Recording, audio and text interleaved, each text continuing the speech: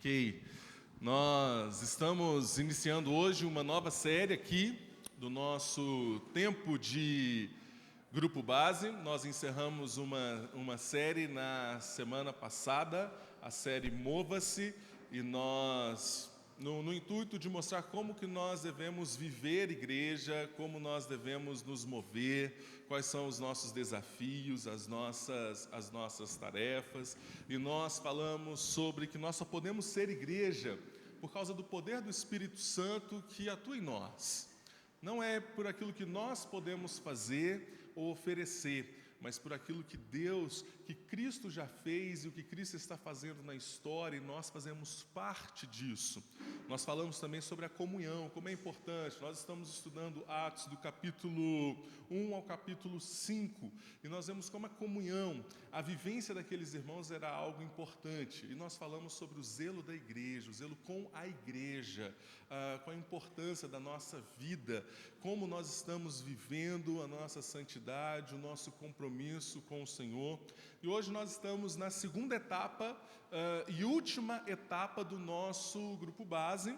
Sei que tem alguns irmãos que estão aqui conosco a primeira vez, vocês são muito bem-vindos em nosso meio, alguns amigos lá da segunda igreja que estão aqui, alguns outros amigos que eu vou conhecer hoje também, e é muito bom ter todos vocês. Nós estamos vivendo um tempo de grupo base, estamos reunindo com alguns amigos, convidados, pessoas que querem conhecer a nossa igreja, esse projeto de plantação, pensando em talvez somar, em fazer parte do que Deus está fazendo através da plantação desta nova igreja. E a partir de março, nós vamos ter os nossos cultos públicos. Não está tendo culto público ainda? Claro que nós estamos tendo os nossos cultos em comunidade aqui. Nós dizemos os nossos cultos públicos, mas hoje nós vamos convidar toda a região. Hoje nós estamos convidando amigos muito específicos nossos para estar aqui conosco, né? Mas agora nós vamos abrir para toda a comunidade, ir na feira, convidar as pessoas, entregar aqui, divulgar a igreja para todo o bairro, e nós vamos receber novas pessoas, e o grupo base termina. Nosso grupo base, nós temos mais 3 semanas de reunião com o grupo base. Esse grupo vai acabar. E nós vamos iniciar, então, um processo com a igreja, e aí sim estabelecida. Não estabelecida com o CNPJ, organizada em um presbitério, mas como uma igreja que está sendo plantada aqui no bairro Granja Marileusa. Então, nesses dias, nós estamos falando muito específico sobre o ser igreja. O que é a igreja de Cristo Jesus? E uma das características de uma igreja que está sendo plantada, é que ela precisa ser uma igreja cativante para as pessoas. Eu quero encerrar o nosso ciclo de estudos no livro de Atos, lendo Atos, capítulo 5, versículo 12 a 16. O texto está projetado, você pode abrir a sua Bíblia, acompanhar, fazer as anotações, ou ligar a sua Bíblia também e acompanhar aí. Atos, capítulo 5, versículos 12 a 16.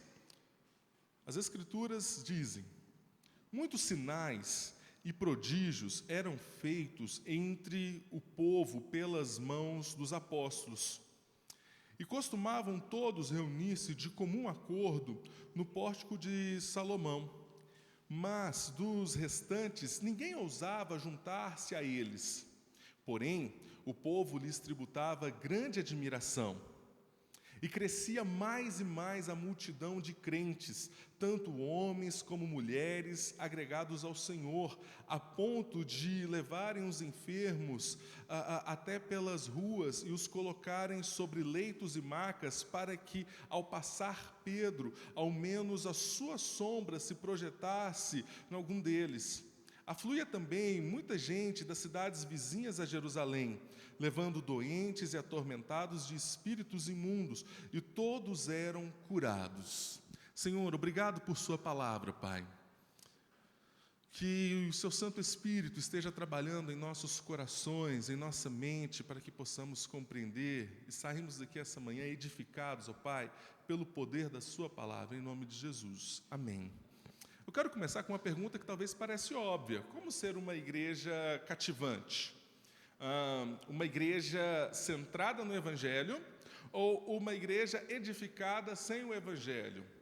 Parece óbvio essa questão, mas sim, tem como sermos uma igreja que não está edificada no Evangelho de Cristo Jesus e talvez termos algumas características de ser cativante num modelo que nós temos da nossa cultura.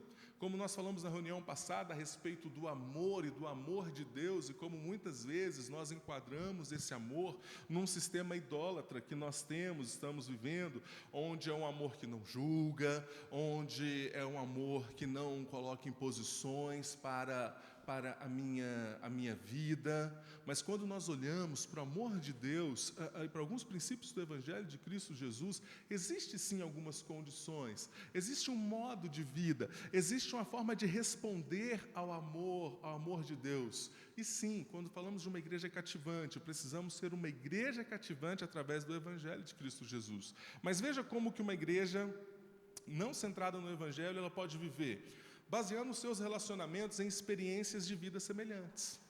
Por exemplo, nós temos uma igreja onde pessoas têm uma história de vida parecida, por conta das dores, das dificuldades, elas se juntam por aquele motivo.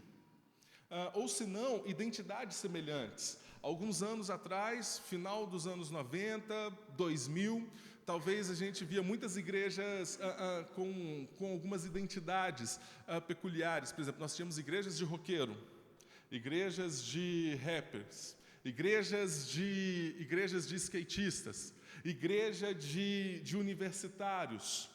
Ou se não, pessoas com causas semelhantes. Muitas igrejas se juntam por esse motivo. Um exemplo é igrejas com uma causa social. O que junta aquela igreja, o que une aquela igreja é a tarefa com os menos favorecidos, com as pessoas carentes. Essa é a grande motivação. Ou necessidades semelhantes, pessoas que sofrem, passam com as mesmas dificuldades. Ou posições sociais semelhantes. Uma igreja para pessoas carentes, uma igreja para pessoas ricas, enfim. Nós vimos e enxergamos essas características muitas vezes em muitas igrejas. E por muito tempo a igreja presbiteriana carregou na sua história uma história de ser uma igreja de gente rica, talvez. Coisa que, na realidade, quando nós estamos na vivência, vivendo em comunidade, nós sabemos como é. Talvez você olhe dessas características e fale, mas qual o problema disso tudo? São características interessantes, são coisas bacanas. A causa social, identidades, pessoas que se comunicam. O problema é quando esse é o único motivo que liga a igreja. É quando esse é o único motivo que faz com que essa igreja caminhe. Mas quando nós olhamos e estudamos Atos aqui, nós vemos que uma igreja centrada no Evangelho, ela vive de forma diferente. O que une as pessoas é uma boa doutrina. O que une as pessoas é um conhecimento da palavra de Deus e o desejo de conhecer cada vez mais. O que une as pessoas é a comunhão, é o amor, é o reconhecer o que Cristo Jesus fez por nós e agora então nós nos movemos em direção aos nossos irmãos e abraçamos essas pessoas porque entendemos o grande amor que Cristo Jesus teve por nós e nós queremos também entregar dessa forma. Uma igreja centrada no Evangelho cresce na oração, uns pelos outros, cresce no aprofundamento espiritual. Uma igreja centrada no Evangelho, ela vive em duas dimensões, na largura e na profundidade. Na largura do relacionamento com as pessoas, da grande família de Deus, na profundidade do Evangelho de Cristo Jesus. E é isso que Paulo ele vai falar na carta aos Efésios, porque por ele ambos temos acesso ao Pai em um Espírito.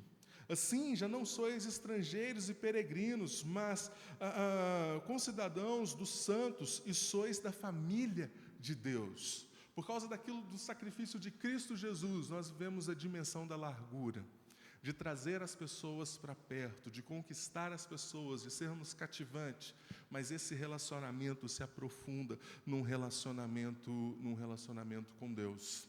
Mark Dever, no livro Comunidade Cativante, ele diz: largura e profundidade sobrenatural de uma comunidade tornam visível a glória de um Deus invisível. Porque esse é o grande chamado de Deus para a igreja.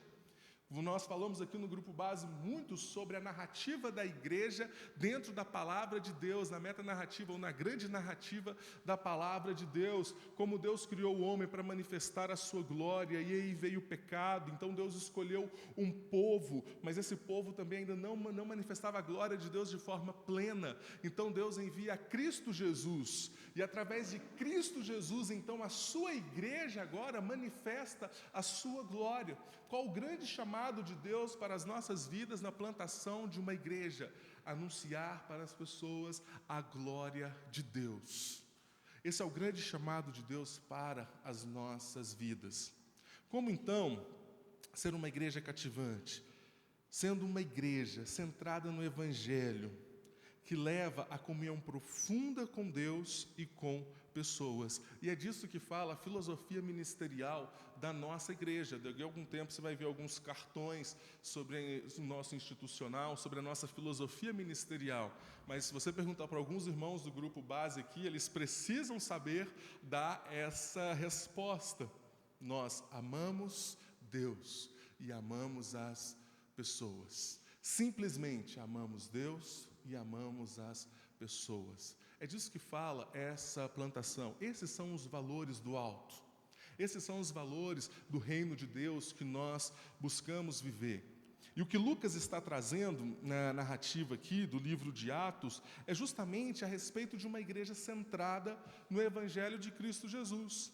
Lucas está trazendo mais um daqueles feedbacks que ele gosta de trazer. Ele conta algumas histórias, conta o que está acontecendo, e aí ele para e ele diz: olha, está tudo bem, está crescendo, estamos em comunhão, estamos vivendo de forma alegre, estamos orando uns pelos outros.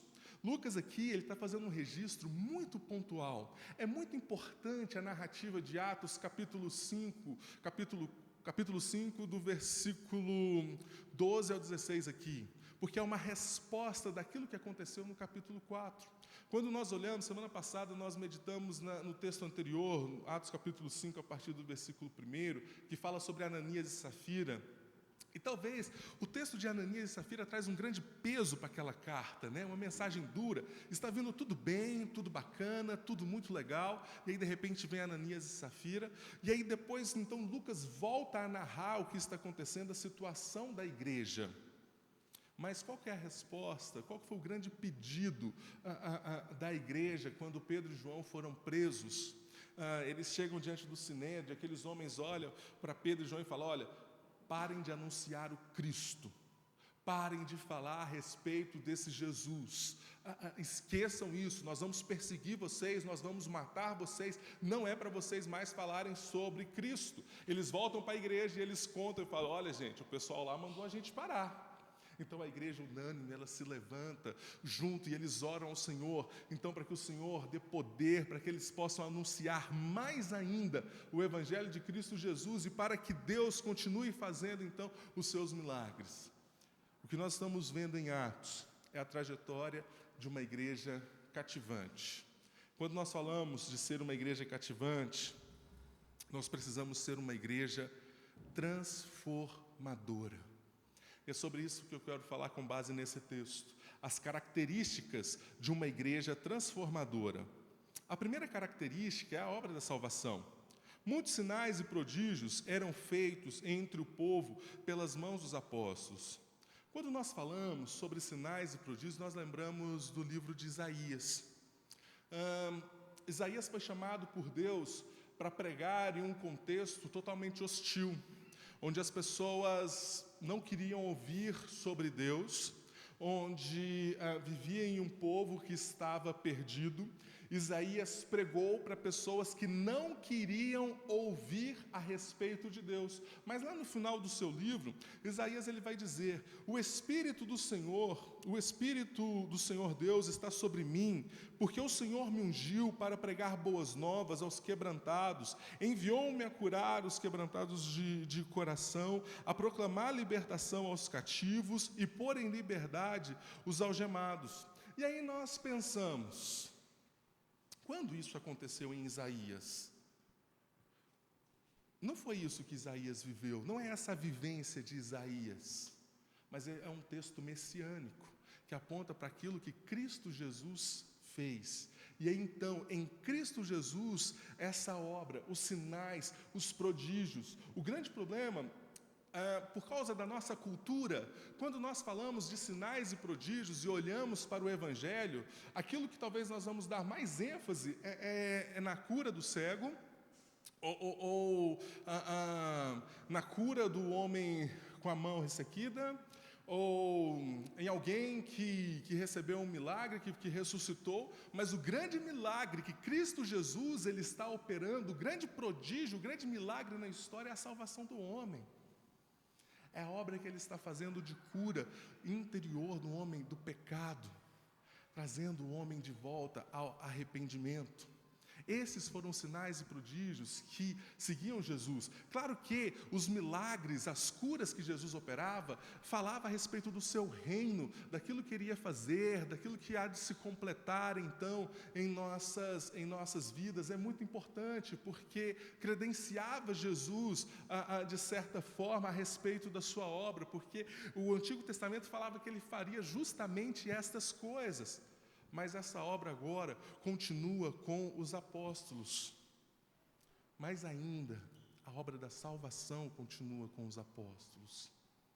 Nós temos pessoas sendo curadas, nós temos coxos sendo curados, pessoas que passavam uma grande expectativa de cura dos enfermos, mas a grande notícia de Atos é que os crentes cresciam, é que pessoas eram salvas dia após dia. Esse é o grande sinal, esse é o grande prodígio daquilo que Jesus está fazendo através da igreja. Veja um exemplo, por exemplo, no cego de Jericó. Quando nós olhamos, nós pensamos que o maior milagre foi ele voltar a ver, mas o maior milagre está lá no finalzinho do capítulo 10, quando ele então imediatamente tornou a ver e seguia a Jesus estrada fora. Esse é o maior milagre na vida desse homem. Um pecador que passa então a seguir a Cristo Jesus. Que ele voltou a ver é um mero detalhe da história. Mas o grande milagre que Deus fez na vida dele foi alcançar a vida dele e livrar da morte do inferno. Livrar da escravidão do pecado. Sinal de uma igreja transformadora é uma igreja que prega o evangelho genuíno de Cristo Jesus. David Nichols, um grande pastor, falecido em 2011, pastor da Spanish River Church em Boca Raton, uma igreja que planta muitas igrejas ao redor do mundo, investe milhões de dólares por ano na plantação de novas igrejas. Ele tem um livro muito bacana que chama O que Fizeram do Evangelho. Mas uma vez eu estava em uma conferência e eu vi um pastor dessa igreja pregando, e ele contando que no dia do velório do David, tinha mais de 3.000 pessoas dentro da igreja. E aí, em um determinado momento, ele perguntou quantas pessoas se converteram ouviram o evangelho e se converteram durante uma pregação do David Nichols. 95% da igreja ficou de pé naquele momento, porque ele prezava pela simples pregação do Evangelho de Cristo Jesus. As má notícias, para onde nós estávamos indo, o que causou o pecado, as boas notícias daquilo que Cristo Jesus ele fez. E ele dizia algo interessante: a única coisa que deve constranger e pode transformar a vida de uma pessoa é o Evangelho de Cristo Jesus. A única coisa que pode constranger, em certo sentido, o que ele está querendo falar é, quando alguém vem à igreja, não é a sua posição social, não é alguma característica da sua identidade que ela pode ficar constrangida por causa daquilo, ou de alguma opção de vida, mas algo que deve confrontar. A única coisa que pode deixar alguém envergonhado, constrangido dentro da igreja, é a verdadeira pregação do Evangelho de Cristo Jesus, que por si só é ofensiva para os homens, porque diz para as pessoas que elas pecaram, que elas estão erradas, que elas estão caminhando num caminho errado, e chama essas pessoas ao arrependimento. Algum tempo atrás, eu recebi uma ligação de um amigo, e ele pediu para mim, aqui no Hospital da Medicina, fazer uma oração por um outro amigo que estava na UTI ali da UFO, em estado terminal, por conta do HIV. Eu falei, tudo bem. E eu fui lá fazer uma oração. Quando eu cheguei, eu descobri que quem estava internado era o namorado desse amigo, que estava em fase terminal, HIV, e, enfim, uma situação triste, uma situação terrível. E aquele jovem homossexual, sentei com ele, conversei com ele longas horas, choramos juntos, oramos juntos, falei com ele a respeito do Evangelho de Cristo Jesus, convidei a igreja e ele me perguntou, mas eu posso? As pessoas não vão me receber na igreja, as pessoas não nos recebem na igreja. Conversando futuramente, isso me entristeceu tanto. Conversando com alguém depois, algum tempo ligado a uma determinada igreja, contando essa história, a pessoa me olha e diz assim, é verdade, né? Nós não estamos preparados para receber essas pessoas, é difícil receber essas pessoas na igreja. Eu falei, por quê? Por quê? A situação das pessoas, elas não devem ficar constrangidas por isso, mas pelo amor. Não pelo julgamento que nós temos dos padrões do nosso sistema, do nosso mundo, daquilo que nós pensamos que as pessoas estão fazendo. Nós não julgamos as pessoas, quem olha para elas é Cristo Jesus. É Cristo Jesus, é o próprio Evangelho de Cristo Jesus que vai dizer para essas pessoas que elas estão caminhando num caminho de morte. É o próprio Evangelho de Cristo Jesus que convida as pessoas a uma nova vida, a um arrependimento, não os nossos padrões, não aquilo que nós queremos impor para as pessoas. Uma igreja cativante, é uma igreja transformadora por conta da mensagem do Evangelho de Cristo Jesus e não por causa dos seus padrões. Não por causa dos padrões humanos que nós criamos, mas por causa daquilo que Cristo Jesus fez. A única coisa que pode constranger alguém nessa igreja não é a sua posição social, não é algum tipo de opção, não é a sua história de vida, mas a única coisa que pode constranger alguém nesta igreja é o Evangelho simples de Cristo Jesus. É o amor de Deus. Esse pode constranger de forma profunda, mas somente o Evangelho de Cristo Jesus que pode chamar ao arrependimento também, que pode transformar. Se é somente o Evangelho de Cristo Jesus que pode transformar, então é somente Ele que pode constranger. Essa é a primeira característica de uma igreja transformadora, que preza, que vive o Evangelho de Cristo Jesus. A segunda característica que nós vemos no texto é a vivência. E costumavam todos reunir-se de comum acordo no pórtico de Salomão. Aqui esse local é bem bacana porque é um anexo ao templo e os dias pós-Pentecostes era inverno e eles gostavam de reunir frente ao ocidente, onde nascia o ocidente, que nasce o sol, né, Bu? Me ajuda, Bu, que sabe? Frente ao ocidente, porque eles pegavam os primeiros raios de sol ali, então eles encontravam um local com uma boa visibilidade, um local confortável, um local agradável, uma temperatura boa para eles estarem reunidos ali, e eles continuavam o seu costume judeu das orações pela manhã, mas agora então eles se reuniam por causa de Cristo Jesus, não pela simples tradição. E a igreja estava crescendo. Versículo 14 diz que a igreja crescia mais e mais. Provavelmente aqui a igreja estava alcançando 10.000 pessoas. E ainda Lucas olhava para essas 10.000 pessoas e dizia, viviam em comum acordo. Como? Como que eles viviam tamanha comunhão com tantas pessoas? Hoje no começo, conversava com o Rafa, ele perguntou, será que vem algumas pessoas? Tem gente viajando, tem gente fazendo concurso, e na plantação da igreja é assim, né? Quando falta 2 ou 3, a gente sente falta, a gente sabe quem faltou, quem não está aqui. Às vezes numa igreja grande, falta 50 pessoas, nós não lembramos quem faltou. E a gente vive isso. Eu falei com ele, sabe, Rafa, a gente não pode perder isso no crescimento da igreja. Nós não podemos perder essa vivência de olhar e de saber, opa, meu irmão não está aqui, meu amigo não veio hoje, o que aconteceu?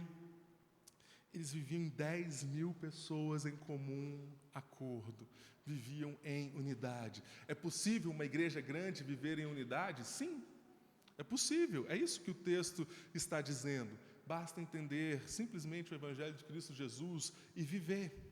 Então nós vemos um crescimento na oração, um crescimento doutrinário e um crescimento numérico. Isso é um crescimento saudável. Vejo tantos pastores falando de conferências a respeito de crescimento de igreja, crescimento exponencial, crescimento explosivo, bombástico, enfim, um monte de tipo de crescimento. Mas Atos, capítulo 1 ao capítulo 5, está entregue. O que é um crescimento saudável de igreja e como nós precisamos viver? A doutrina, a oração e a comunhão. É Deus quem acrescenta as pessoas. É Deus quem acrescenta. A gente tem que cuidar da casa. A gente tem um dever de cuidar da nossa igreja para que Deus possa acrescentar as pessoas dia após dia. É Deus quem dá esse crescimento para nós. É a vivência. Nunca vamos perder a vivência desses dias, desse tempo de grupo base, dessa comunhão. Semana passada tivemos uma reunião de planejamento, após a reunião a gente foi almoçar junto, à noite o pessoal quis sair junto, e como foi gostoso, eu fiquei muito feliz de ver como Deus está promovendo isso em nosso meio. Tem ali, né, um banner na entrada que fala sobre como nós gostamos de relacionamento e as formas na mesa, reunido em pequenos grupos, saindo para comer, na internet, perguntando uns aos outros, e como Deus está promovendo isso em nosso meio, em nossa vivência. Essa é a segunda vivência de uma igreja transformadora. Terceira característica é o nome. Versículo 13. Mas dos restantes, ninguém ousava juntar-se a ele, porém o povo lhes tributava grande admiração. Nós temos um nome a zelar. Essa semana, você percebeu que ali à frente agora, nós temos um totem da nossa igreja aqui. E eu fiquei tão feliz quando eu vi aquele totem, cheguei a ficar emocionado, porque eu lembrei que é quase 2 anos e meio, na verdade é quase 3 anos, eu acordei um dia de manhã, Cíntia estava lá tomando café, eu saí do escritório, do meu momento de oração, encostei na parede assim ao lado do corredor e falei, bem, estou querendo começar uma plantação de uma igreja. Ela estava comendo assim, ela quase cuspiu assim, né? Quase jogou como é que é esse negócio, ela assustou assim, olhou com a cara assim para mim, tipo, o que você está falando? Eu falei, não, bem, calma. Daqui a algum tempo a gente conversa. E aí lembrei de conversas, quando eu te contei para um amigo meu, para o Rubens, conhecido de alguns aqui, a gente tomava café toda semana, tinha um momento de oração com alguns pastores, e aí eu falei, bom, querendo plantar uma igreja. E ele, onde? Eu falei, cara, olhei o mapa de Uberlândia, visitei alguns bairros, tem um bairro lá onde eu não fui lá não, chama Granja Marileusa. Ele, vamos lá agora. A gente estava dentro do carro e ele falou, não, nós vamos subir agora lá. Aí a gente tomou um café ali no Vila Viseu. Aí hoje, essa semana, eu vejo essa placa aqui. Falei, cara, Deus é sobrenatural. E aí Deus foi trazendo as pessoas, as famílias, os amigos, os irmãos, e foi somando, e a gente foi construindo. E veja o que Deus está fazendo aqui, que é fantástico o que Deus está fazendo, e aquilo que você faz parte. Mas nós temos um nome agora. Quando nós falamos aqui da Igreja do Alto, algumas pessoas vão falar assim, talvez se você conversar, um grande ponto de referência para a nossa igreja, alguém que mora aqui no bairro e trabalhou, por exemplo, é o presbítero José Mauro. Não é difícil você andar pelo bairro e falar assim, eu estou ali na Igreja do Alto, a Igreja do Floriano. Se você falar José Mauro, algumas pessoas não vão conhecer. Então, fala Floriano, que muita gente vai conhecer o José Mauro como Floriano aqui, o pessoal da Algar, o pessoal que trabalha por aqui. E nós temos um nome a zelar. Sabe como isso é importante? Esses dias meu pai me contou que pegou um Uber. E meu pai está no Uber, né, e pegou uma passageira aqui, pai, na Algar, aqui perto, né, uma psicóloga que trabalhou muitos anos aqui na Algar, e conversando, ela falou, na minha igreja tem um homem que trabalhou muitos anos aí e tal, ele, José Mauro, José Mauro, acho que é Floriano o sobrenome dele. Ela falou assim, conheço, o Floriano, e trouxe boas referências do José Mauro. E aí meu pai contou a respeito da igreja, a vivência do Zé Mauro, a forma de vida, o bom testemunho, trouxe uma credibilidade para a nossa igreja. E assim é comigo e com você também. Lembra quando eu falei a respeito de comunhão? que é a forma que nós vivemos, afeta uns aos outros, a gente tem que se preocupar com isso. É porque quando acontece alguma coisa errada, as pessoas vão falar, é o pastor Bernardo, lá da igreja do Alto, lá no Granja Marileusa. E quando acontece um escândalo, uma tragédia, é desastroso para a igreja. É desastroso quando uma liderança, quando pessoas de uma igreja envergonham o Evangelho de Cristo Jesus e o nome da igreja, porque esse é o referencial que as pessoas vão te dar, a comunidade que você faz parte. As pessoas vão olhar, pertence a tal igreja, também, né? É triste quando nós temos irmãos que não zelam pelo nome do Evangelho de Cristo Jesus e pelo nome da igreja que nós fazemos parte. Quando nós chegamos aqui no Granja Marileusa, nós tivemos que apresentar o projeto a um grupo de executivos da Algar, e a primeira coisa que eles nos perguntaram, vocês são uma igreja barulhenta? Vocês pedem muito dinheiro? Vocês vão quase que a pergunta foi, vocês vão extorquir as pessoas aqui? E a gente teve que contar toda a história da Reforma Protestante. Toda a visão da nossa igreja, o Zé Mauro contou, todo o processo e como que a Reforma Protestante influenciou em toda a economia mundial, em todo o sistema que nós temos e como que uma cosmovisão influencia as pessoas a viverem os valores que eles estão construindo aqui no Granja Marileusa, de convivência, de bom trabalho, enfim. Tivemos que contar a história da nossa igreja. E veja que fantástico. A história da Reforma Protestante, o nome da nossa igreja trouxe credibilidade para que nós possamos plantar esta igreja aqui no bairro Granja Marileusa. Não era qualquer igreja que poderia, porque tudo para entrar aqui, gente, qualquer comércio, tudo que você está vendo aí, tem que passar por um conselho. E nós podemos entrar porque nós tínhamos um nome e uma história também. Nós precisamos zelar pelo nome da nossa igreja, da nossa vida, a forma que nós nos movemos aqui no bairro. Uma igreja transformadora é uma igreja que tem referências, é uma igreja que tem boas referências, onde as pessoas vão olhar e dizer, sei, que bom, conheço alguém de lá, e olha, essa pessoa é muito bacana, por conta da comunhão, da oração, da transformação que Deus está operando aqui. Quarta e última característica, é uma nova esperança. É uma igreja que anuncia uma nova esperança para as pessoas. Veja o versículo 15, o 16, fala que as pessoas vinham para Jerusalém na esperança de serem curadas. Que as pessoas vinham para Jerusalém na esperança de colocar os enfermos nas ruas e pelo menos quando Pedro passasse, a sombra de Pedro, através do poder de Deus, pudesse curar as pessoas. Mas qual a importância do milagre aqui? A importância do milagre é mostrar a compaixão de Deus, a veracidade, a verdade do Evangelho de Cristo Jesus, mostrar quem eram os líderes chamados por Deus desta igreja. Essa era a função dos milagres. Claro que aqui um pouco com uma certa superstição, mas quando nós olhamos para os evangelhos, as pessoas tinham também com Cristo Jesus. A mulher com fluxo de sangue, por exemplo, ela pensava, não, se ao menos eu puder tocar a ponta da sua veste, eu vou ser curada. Gosto muito do comentarista Thomas Robson, e ele diz o seguinte, não havia, é claro, virtude na sombra de Pedro. Isso era fé com superstição. Assim como casos semelhantes nos evangelhos, Deus honra até fé supersticiosa se for verdadeira nele. Poucas pessoas são desprovidas de uma superstição. Poucas pessoas não têm um nível baixo de superstição. De alguma forma, todos talvez tenham algum tipo. Mas a grande questão não era a sombra de Pedro. Quando as pessoas lembravam de Pedro, as pessoas lembravam do que aconteceu com Jesus e que a esperança não morreu, que a esperança de serem curadas, de serem transformadas, a esperança de uma nova vida ainda seguia através dos apóstolos.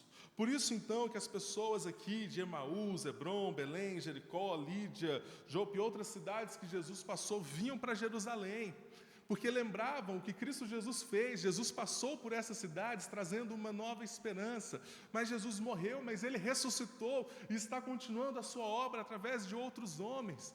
Então a esperança deles não era na sombra de Pedro, mas naquilo que Cristo fez e continua a fazer através desses homens.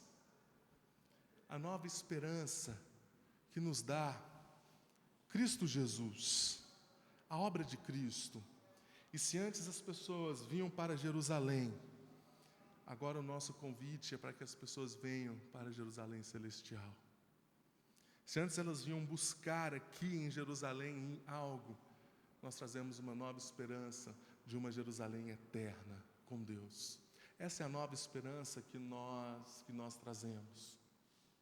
Marcelo não está aqui hoje, mas ele vai lançar um livro, e eu descobri que ele vai dar, viu, gente, para nós aqui. Assim, não conta isso para ele não, né? Porque ele só me comentou, mas agora a gente vai distribuir, vai entregar para alguns irmãos aqui o último livro que ele escreveu sobre John Boyle. Nós conhecemos a história de Lutero, a história de Calvino, a história de Simonton, mas você sabe quem foi John Boyle? John Boyle foi quem trouxe um dos precursores do presbiterianismo da nossa igreja aqui para esta região.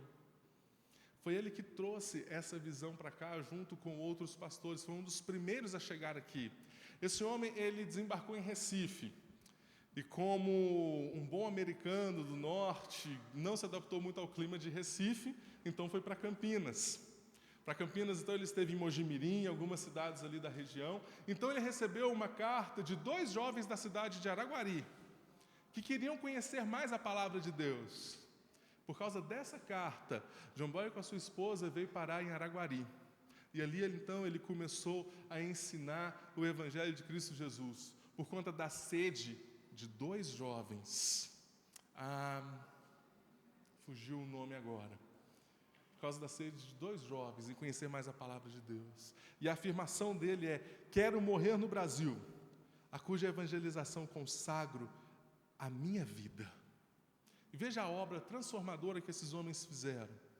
As questões sociais eram de grande importância para John Boyle e os demais missionários, dado o contexto que eles estavam vivendo aqui da região. Eles desenvolveram, na então cidade de Bagagem, a primeira igreja protestante da região, a qual era um centro de pregação e agrupava várias pessoas das proximidades. A Companhia dos Missionários ainda estabeleceu algumas bases de desenvolvimento no âmbito citadino, pois fundaram um jornal e uma escola, como também mantiveram um armazém. E essa história é tão fantástica. Foi a primeira escola protestante aqui da região. Nós temos em Patos de Minas, depois, histórias ligadas a esse homem. Lá, se você vai em Patos de Minas, minha esposa é de lá, tem uma escola que o pessoal chama Escola Normal, agora não lembro o motivo, tá, gente? Perdão. Mas foi uma escola fundada por protestantes também, com essa mesma visão. Quando esses missionários vinham, eles anunciavam o Evangelho de Cristo Jesus e trazia transformação para onde eles estavam. Através de um jornal, o jornal evangélico, onde trazia as notícias, mas os valores do reino de Deus, uma escola, um armazém onde poderia melhorar a qualidade de vida das pessoas ali. A história de um homem, de uma vida transformadora, por causa da obra da salvação, por causa da vivência dele com as pessoas, por causa do nome que ele tinha para zelar, do Evangelho de Cristo Jesus e da sua igreja, da nova esperança em Cristo Jesus. É isso que nós estamos fazendo aqui no bairro Granja Marileusa. É isso que nós devemos olhar, não só aqui para o nosso bairro, mas para a nossa cidade. Não vamos alcançar pessoas só aqui desse bairro. Essa semana eu conversei com uma mulher que mora aqui na frente, e ela olhou e falou para mim: olha, pastor, talvez você não vai achar muitas pessoas carentes aqui. A gente estava falando sobre alguns projetos sociais aqui no bairro, essas demandas e tudo mais. Tem algumas pessoas, mas você pode encontrar muitas pessoas que estão sofrendo, com famílias desestruturadas, e foi citando alguns problemas da vivência aqui. E eu fui entendendo o desafio de ser uma igreja cativante e transformadora aqui neste bairro. Um local onde pessoas vão vir, vão ser curadas, saradas, onde vão conhecer o amor de Deus. Cristo Jesus continua a sua obra de conversão, de chamar homens ao arrependimento, de convidar pessoas a uma nova vida, a uma nova caminhada com Ele, a um relacionamento com pessoas fora do padrão do relacionamento deste mundo, não um relacionamento utilitarista, mas um relacionamento em amor. Que possamos ser uma igreja cativante e uma igreja transformadora. Eu quero terminar passando para vocês um breve vídeo. Alain, você apaga ali as duas.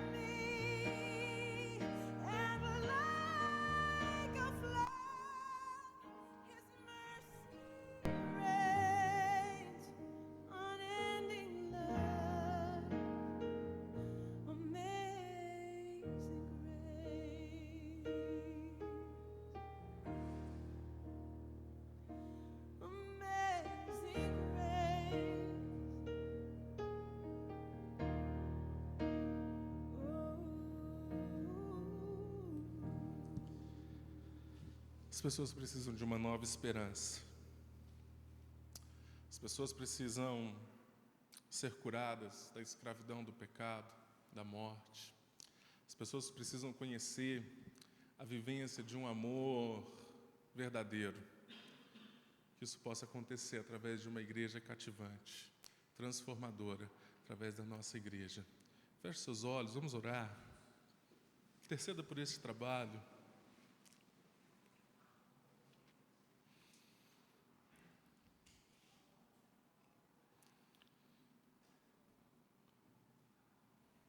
Peça ao Senhor para que possamos viver um evangelho simples, um evangelho verdadeiro, um evangelho vivo, através da vivência dos nossos relacionamentos, através da vivência com o bairro onde nós estamos. Peça ao Senhor para renovar a sua esperança nele, que essa mensagem e aquilo que Deus faz em nossas vidas possa ser contagiante, possa ser cativante para as pessoas.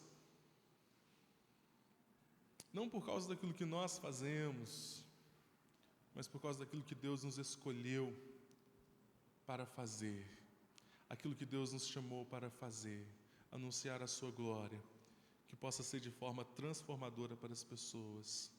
Obrigado, Senhor, por sua obra, Pai.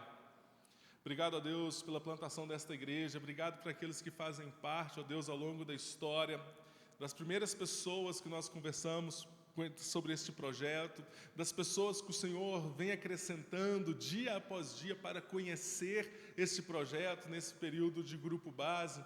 Que o Senhor esteja consolidando, ó Deus, os servos, as servas, ó Pai do Senhor, que vão trabalhar, ó Pai, que vão servir para uma igreja cativante, uma igreja transformadora pelo poder do Teu Espírito, pela comunhão que somente o Evangelho de Cristo Jesus pode trazer, da vivência de um verdadeiro amor, de pessoas que entendem a sua identidade, ó Pai, a identidade daquilo que faz parte da igreja de Cristo, ó Pai, zela pelo nome desta igreja e pelo Evangelho de Cristo Jesus, ó Deus, e que anuncia uma nova esperança para as pessoas, Pai, que anuncia, ó Deus, uma vida transformadora, ó Deus, e que o Senhor possa, Deus, acrescentar os seus filhos ao nosso meio, Pai, para que possamos cuidar, viver e juntos, ó Deus, proclamar, ó Pai, a sua glória, Deus. Faça de nós, Pai, uma igreja transformadora para esta cidade, ó Pai. Faça de nós, ó Deus, uma igreja transformadora uns para os outros aqui, Deus, através dos nossos relacionamentos, em nome de Jesus, ó Pai. O Senhor esteja nos fortalecendo. Edifica, Deus, esta igreja, em nome de Jesus. Amém.